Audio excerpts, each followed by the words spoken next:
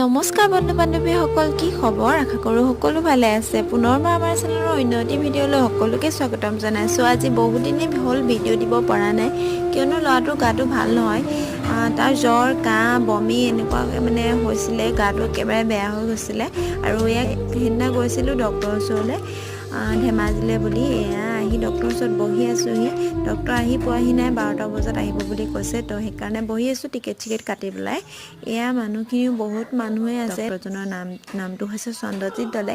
আপোনালোকৰো যদি ঢকুৱাখানা বা কিবা এই ওচৰৰে কাৰোবাৰ যদি ল'ৰা ছোৱালী গা বেয়া হয়, এনেকুৱা এইজন ডক্টৰকে দেখাব পাৰিব, যিহেতু বহুত ভাল হয় ডক্টৰজন। সেইকাৰণে কৈ দিছোঁ আপোনালোককো। এয়া আমি হোটেলতে ভাত কেইটামানো খাই ল'লোঁ, কিয়নো ৰাতিপুৱাতে যোৱা ভোকো লাগিছিলেগৈ। তো সোণমইনাও সেনেকৈ শুই গ'ল। এতিয়া ঘৰলৈ বুলি ওলাই যাওঁ। আৰু এয়া আমি এতিয়া মেডিকেলৰ পৰা আহি পাই গ'লোঁ, প্ৰায় গধূলিয়ে হ'লগৈ, 4টা মানে বাজিলেহি।